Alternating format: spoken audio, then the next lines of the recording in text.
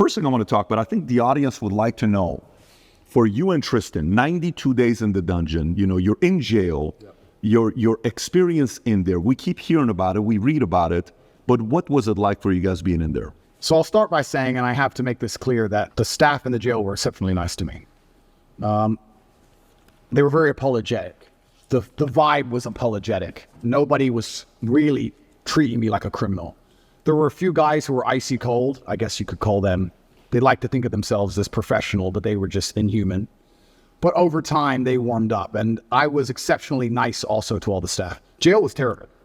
I'm going to start by saying jail was terrible, and I was miserable inside of the jail cell.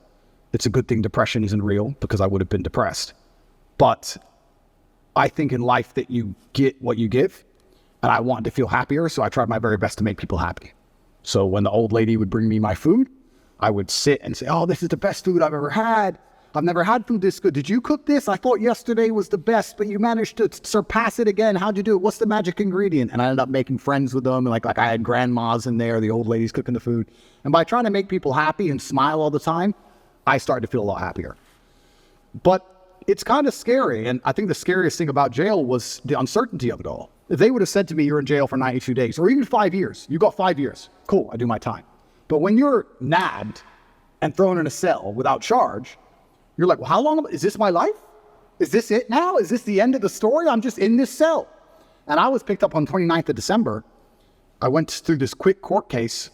Like I said, I'm inside of the jurisdiction of Romania, so I have to be very careful with what I say because the case is ongoing and we're in Romania and I can't leave Romania. But obviously Romanian court is in Romanian by law. So you're marched into this room. Everyone speaks a language you don't understand for 15 minutes. And then you're marched off to jail. You're like, what even happened? What even happened to me? And they said, oh, here's the paper that explains it. I was like, that's in Romanian. And they said, oh, don't worry, you'll get a translation to English by law. I was like, okay, that's fine. But because I was picked up on the 29th of December and there was New Year's Eve and holidays, it was 2 weeks before I even knew why I was in jail. 2 solid weeks I'm in jail. No one told me in English why I'm in jail. I had no idea what the... Can they do that? By law, you get it on the piece of paper in English, but it's translation, it's holiday, we need to find a translator, there's a delay. And you speak zero Romanian? Zero.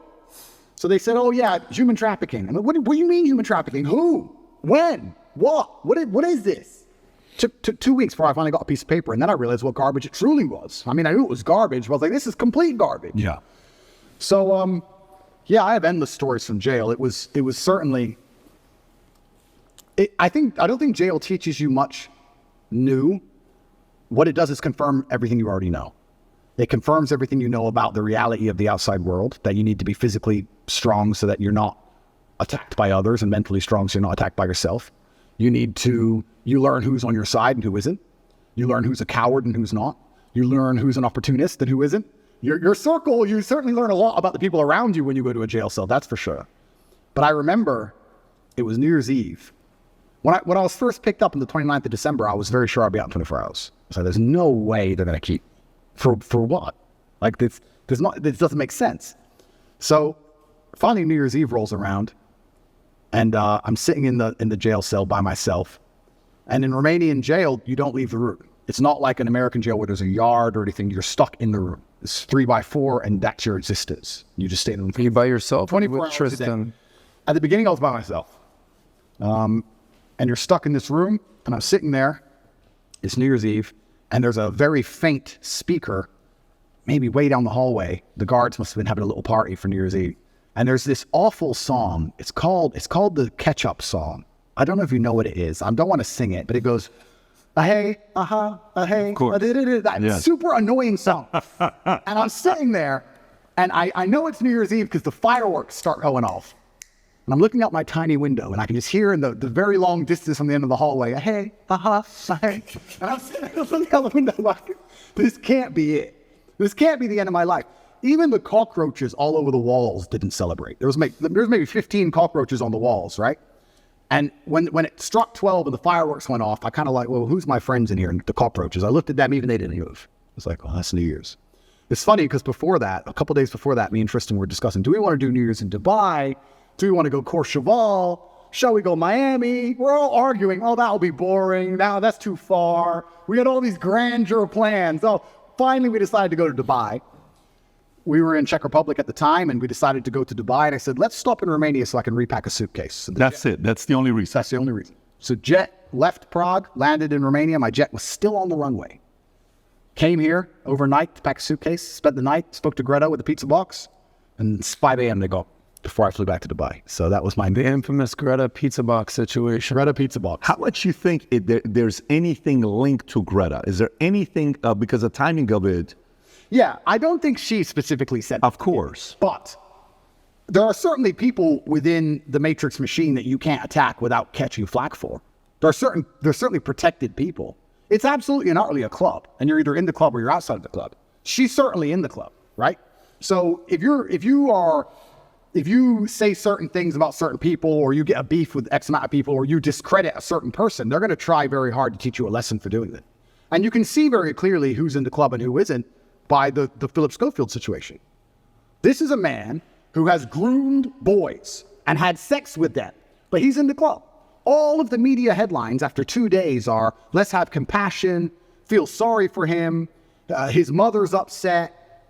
They've attacked me for 14 months, day after day after day, and they relentlessly attack me. Nobody talks about my mental health. Nobody gives a shit how I feel. I didn't do any of the things he did. He's actually done things. I haven't done anything.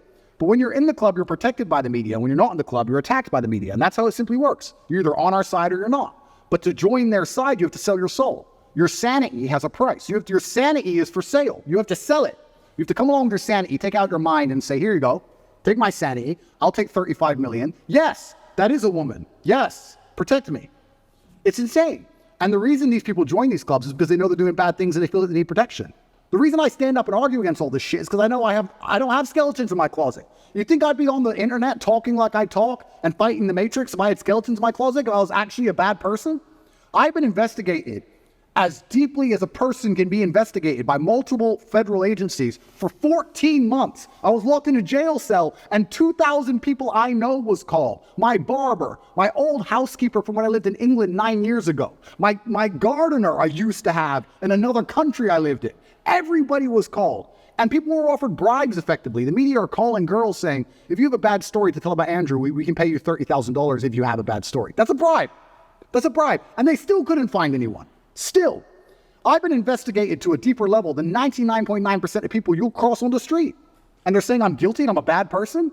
You go get 20 men off the street and put them through what I've been through. You'll find more crimes than you've ever found with me. Absolute clown world. It's insane. And if I was part of the club, none of this would be happening. The media would be on my side. They wouldn't be hitting me this hard. They wouldn't be lying about me. All I had to do was sell my soul and sell my sanity, and I refused. And they're trying to punish me for it. That's what's happening.